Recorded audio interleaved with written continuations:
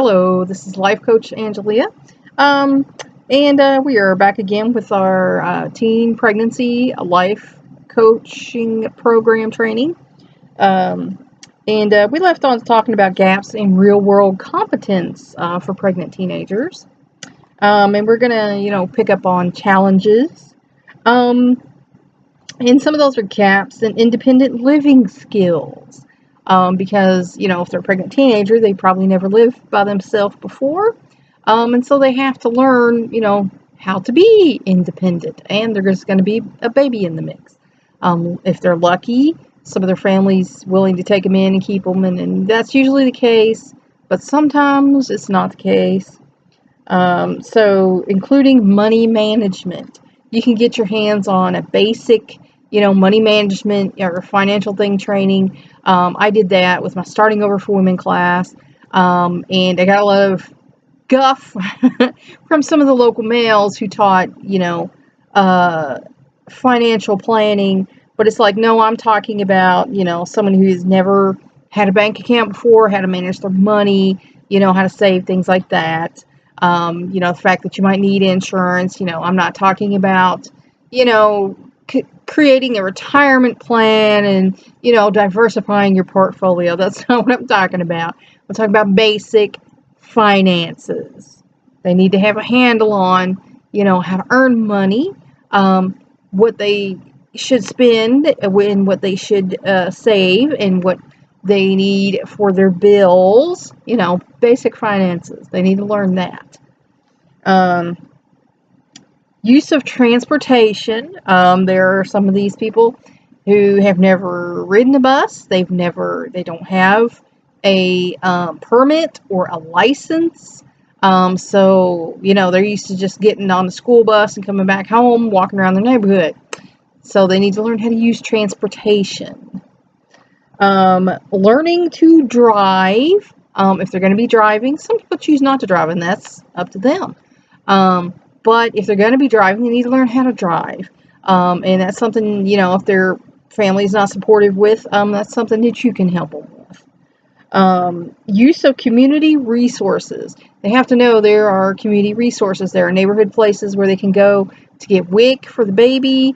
If there's not a good support system there, how to get health insurance for themselves. You need to have community resource information to give them. Typical responses to education and services. They're not always going to be positive, so be prepared for that. Limited interest in psychoeducation and guidance. Some of them, they just don't care. Their parents are paying for you to be there to help them, and they really don't care about learning about their mental health. They really don't care about, anything you got to say, and that's a shame. Because, if they realized you're a good resource for them, they should really want to take advantage of that. But again, as the saying goes, you can lead a horse to water, but you can't make it drink. I've had young ladies where, I could give them, one-on-one help, and they're just not interested. Denial of disorder or their problem. Again, there are some girls who go up to their delivery day saying, I'm not pregnant. And that should be a red flag right there. That should tell you they've got some type of mental problem to where they're not able to acknowledge the fact that they're clearly pregnant and get ready to have a baby. So that's a problem. That's something that you need. Like I said, you should have a mental health professional as a referral source when you run into stuff like this. Tendency toward externalization of the problem. Well, it's not my problem yet. I'll worry about it later. Or my parents said they're going to take care of it. I'm not worried about it. No, you need to become an adult. This is your child. Don't you want to be involved in their life? Don't you want to love this child? Don't you want this child to have a better upbringing than you did? Because in most cases, that's the truth. So, you're going to want them to internalize this. This is their decision they made. It caused them to get pregnant. I think everybody knows how a baby's made, pretty much. And, they need to take responsibility if they're going to keep this child. Blaming of others, they can blame the boyfriend all they want. but, it takes two to tango, as the saying goes. So, blaming it just on him, like they had no part in this pregnancy, that's not going to work. They need to take responsibility for their actions in allowing this pregnancy to occur. Assuming they did allow it to occur, that's not always the case. Reluctance or unwillingness to participate in treatment. Sometimes that's just how it's going to go. They don't want to deal with it. They don't want to cooperate. And me personally, I sit down with the parents and say, she's not willing to cooperate. She's not willing to listen to me. Honestly, you're wasting your money by having me come here, once a week, because she doesn't care. She's shown me she doesn't care. She's telling me she doesn't care. I'm not doing you any good. I'm sorry, but my opinion is she needs therapy. She doesn't need life coaching because she's not interested in achieving, this goal of being a healthy teenage mom. Now, there are people out there who are in it for the money and probably wouldn't do that. But I don't want you to be one of those people if you're taking this course. I want my trainees to all be decent life coaches. A reluctance or unwillingness to take psychotropic medication when indicated. Now, some people, of these girls already have mental issues and they're already on medications. And if the doctor said it's okay to take these and that they should take these and they're still unwilling to do that, that's a problem. That's a red flag. It says they're not willing to take care of themselves, therefore they're not going to be able to take care of this baby. So that's something you're going to need to encourage them, to do. If they're supposed to be taking a med, then they should be taking that med. Incomplete medication adherence. Sometimes they will, sometimes they won't. Again, you need to tell them that's not going to give you the best results. The best results are taking this medication that you're supposed to be taking. And then there are the types of service needs for these girls. Need for individualized treatment.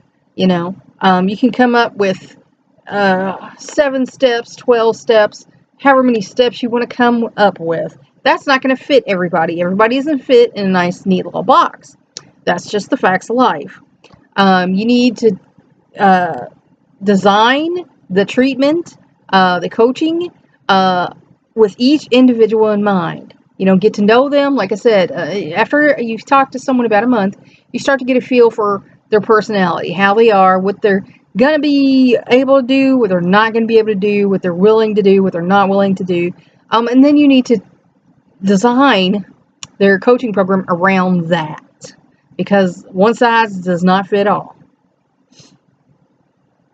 A need for supportive. Again, if they don't have a good support system at home, you can be a supportive person in their life, and that's okay. For a life coach, or in my case, a minister, that's okay. Now, for counselors and therapists, that's not okay, because you're not supposed to be dealing with them outside of work. That's why I kind of never went that route, because some people need a supportive person in their life that they may never have had one before, and they need a friend.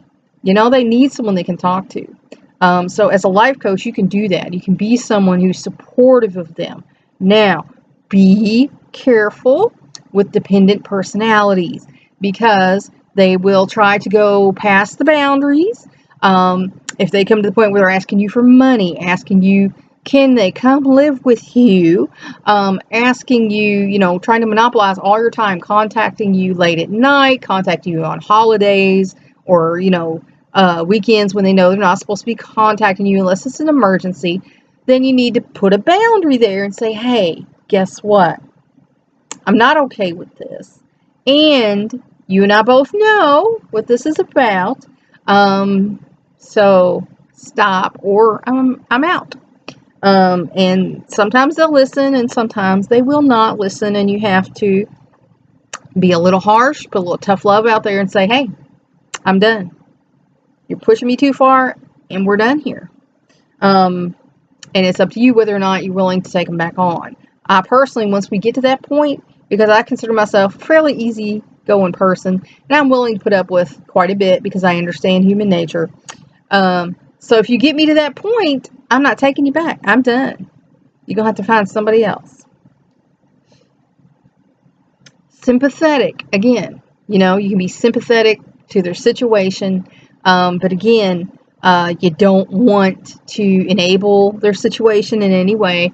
So again, professional relationship, keep your boundaries. You're not adopting them unless you decide to. Excuse me. So, be sympathetic to their situation, but don't try to solve all their problems. You can't do that. You can take them to therapy, whatever you feel like you need to do for this person. But again, you don't want to be an enabler to a dependent personality. Let's see. Respectful service providers. You want to be respectful of them. I've talked to people who say, people try to be their kids' friends too much and blah, blah, blah. And okay, no, it's about respect. I want to treat them and my clients, the way I would like to be treated. It's about respect. So you need to treat them as a respectful service provider. You don't want to come on them like a parent saying, well, look what you did to yourself. Aren't you proud now? You don't want to act like that. You want to be a respectful service provider. Say, yeah, you found yourself in this situation, but it's okay. It's not the end of the world. A lot of people have found themselves in this situation, and here's what we can do about it. A need for the right educational setting. If they're having problems in school, or if they're going to a school that's not very supportive of their condition and they're being bullied, then it's time to change their educational settings. Most public schools now have school online, especially right now, everybody does. So you might want to talk to their parents about maybe doing that. Because the worst thing that can happen to them, they're already a pregnant teenager, that's hard enough, is to be having school personnel and kids at school coming down on them and making fun of them, and saying bad things about them while they're at school. They don't need that compound onto their already stressful situation. Appropriate transition plan. At some point, you're no longer going to be with them. And I'm going to have to pause right now because someone's being rude and ringing my phone. Sorry about that. It was nobody wanting nothing. I get about 22, 23 those days. I hate it. Appropriate transition plan. Eventually, you're not going to be with them anymore. So you need to get a transition plan on how they're going to become, a parent, how they're going to become after they have the baby, because they might not have thought about that. That's going to change their lives. So you need to come up with a transition plan for them, and get them on board, have them put in their ideas and things that they'd like to do, because they're going to get better results if most of it's their idea. So that's something you want to come up with. Need for awareness of rights and entitlements. They do have rights, and so they need to know those. And you can, look those up, or, if they have a question about, can I divorce my parents? Can I be an emancipated minor? And you can find these things out for them and help them. You don't have to do everything for them. Like I said, you don't want to do that. You don't want to foster a dependent personality, but you can help them. Kind of think of it as, when you're a life coach and you're dealing with kids and teenagers, kind of think of yourself as a big brother, big sister kind of thing. That's how you want to be. You don't want to be someone, who's enabling them to depend on you, because that's not your job. You're not their parent. You're there to help them, to talk to them, and help them work things out. Need to fill in developmental gaps through interventions beyond formal treatment. Again, some of these ladies are not quite there with their development yet, and so they're going to need some catch up. And I don't mean the kind you put on your burger. I mean the kind where, they need to learn how to be a decent person. They need to learn, how to act in a social interaction. And, they can do life skills training. They can go to counseling. My grandma went to finishing school back in the day. We don't have that anymore, but, maybe somewhere they do.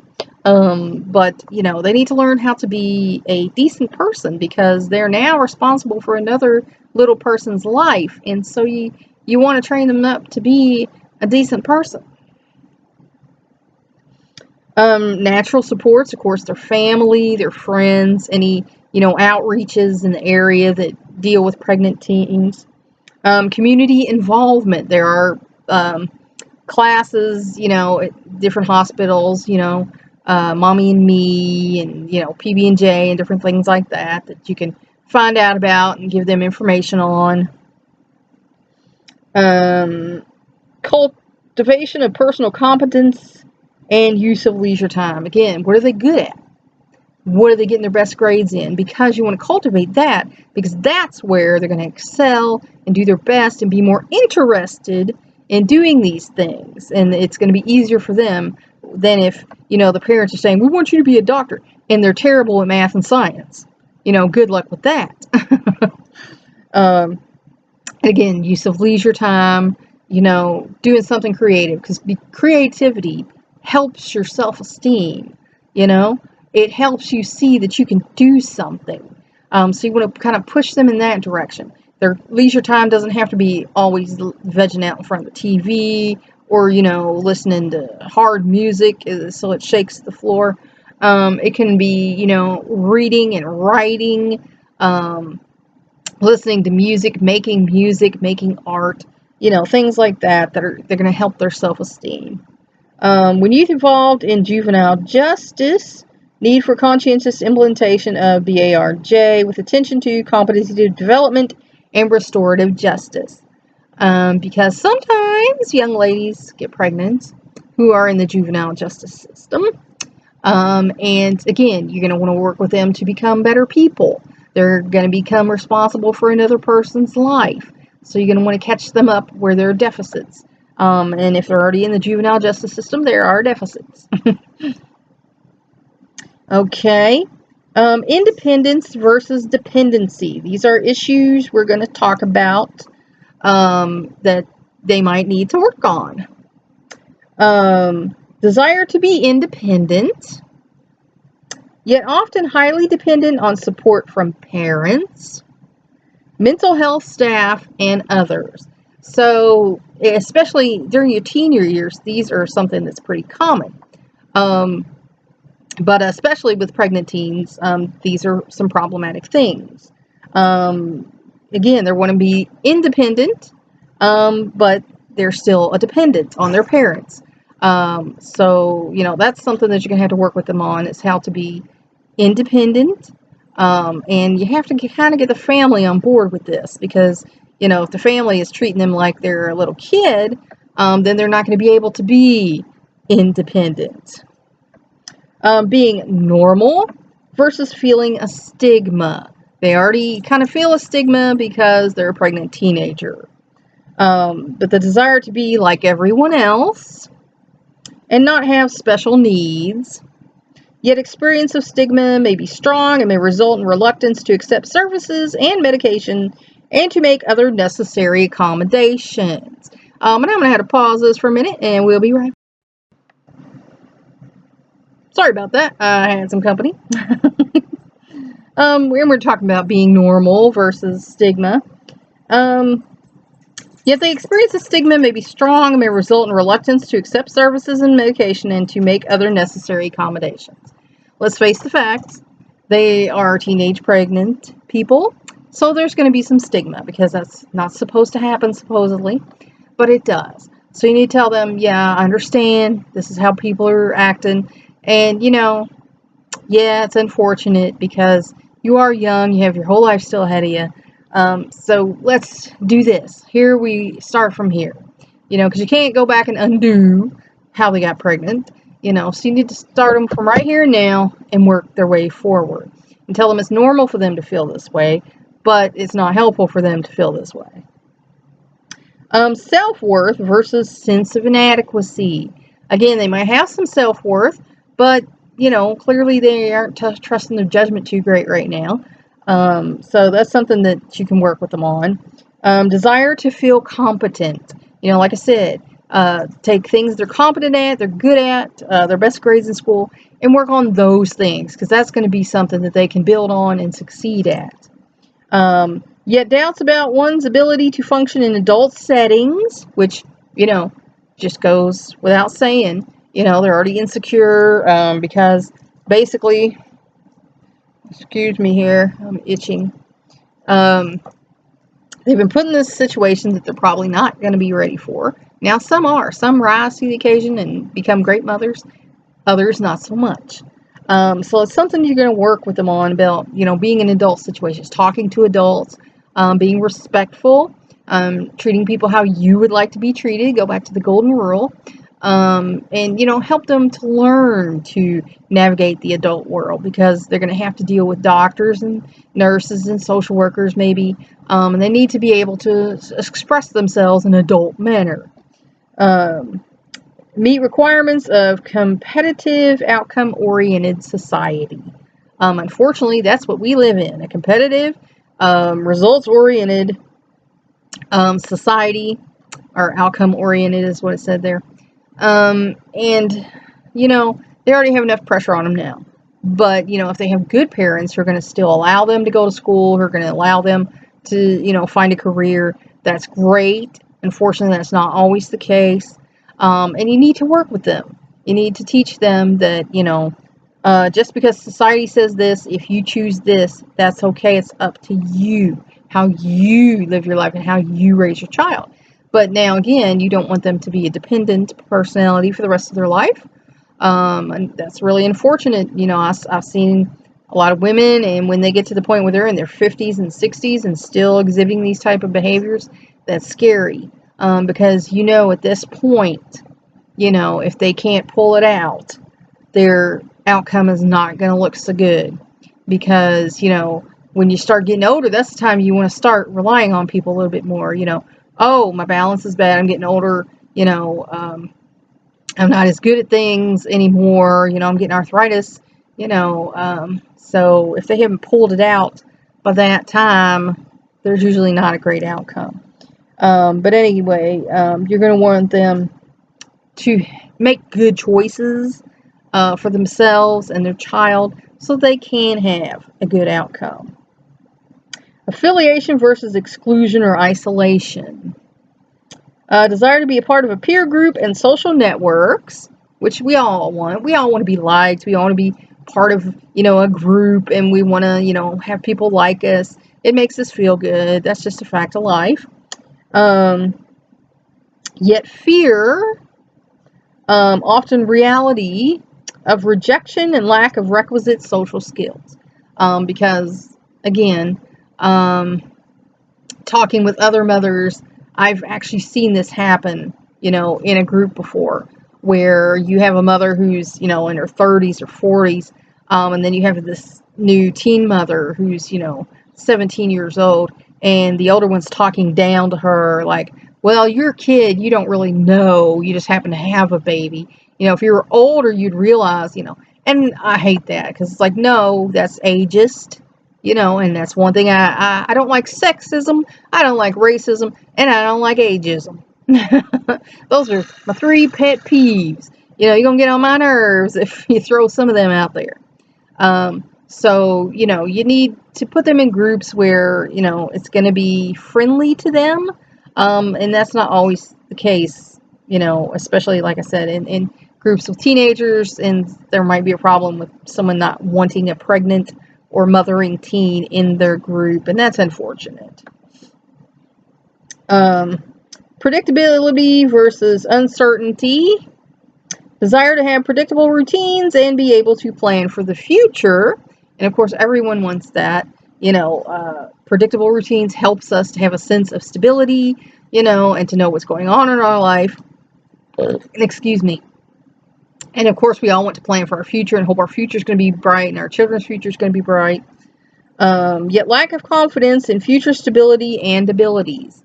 If they're not in a supportive household and they feel like they can't depend on their parents or anyone in their family, that is scary, because they don't feel like they have solid ground to stand on. That's something I say about, me and My ex-husband is like, we were, in families where the ground was always shaking. We were running because the ground was always shaking beneath us. We didn't feel like we had stable ground to stand on, and that's something that they need. If they can't get that through their families, look for a relative or, friends or an outreach, service where they provide a sense of stability for these young moms. And often overwhelming concern about the future. If they don't have confidence in themselves and their abilities, of course, they're going to be worried about, what's going to happen. How am I going to support this child? What's going to happen?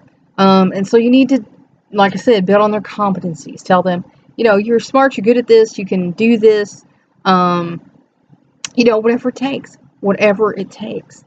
Again, you can't raise them unless you make that decision to adopt them. But again, you can't enable a dependent personality.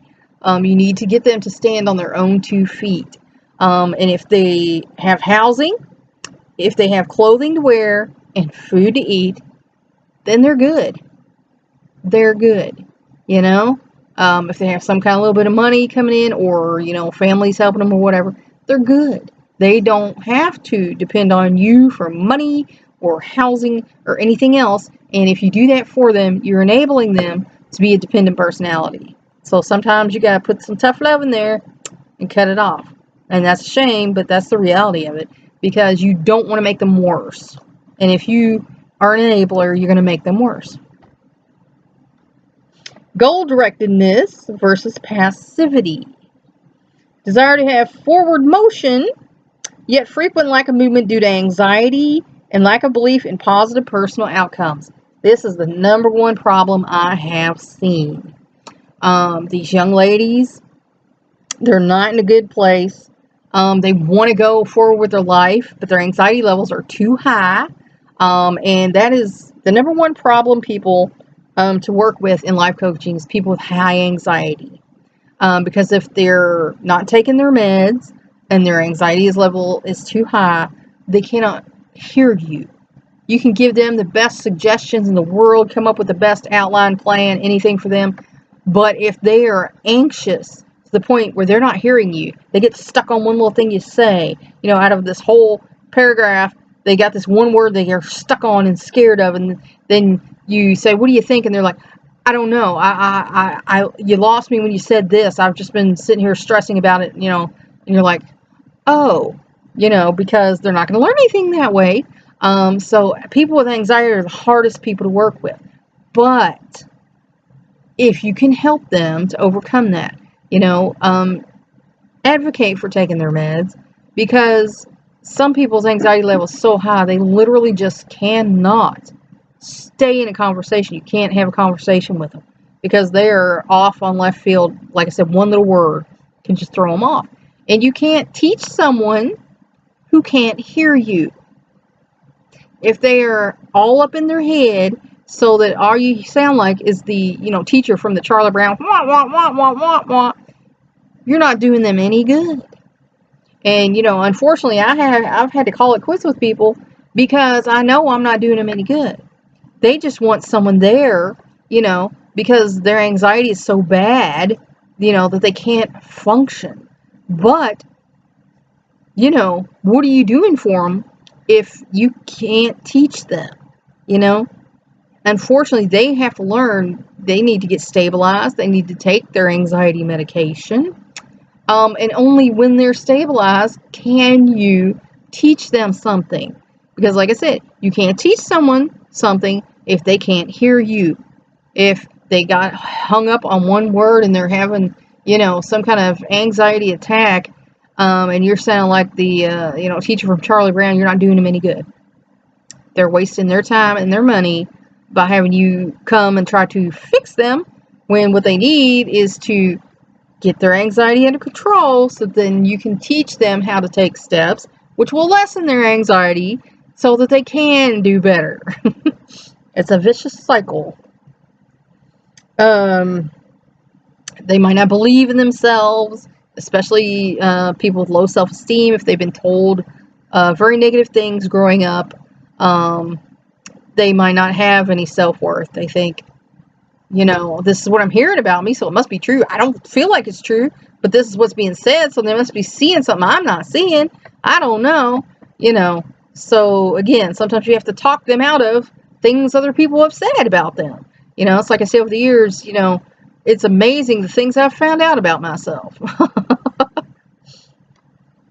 And again, having a positive personal outcome, again, if they get to where they're comfortable with themselves, they're doing what they like and love and are good at, and they have a support system, they're going to have a better outcome than someone who does not have a support system and who has no idea what they like or what they're good at.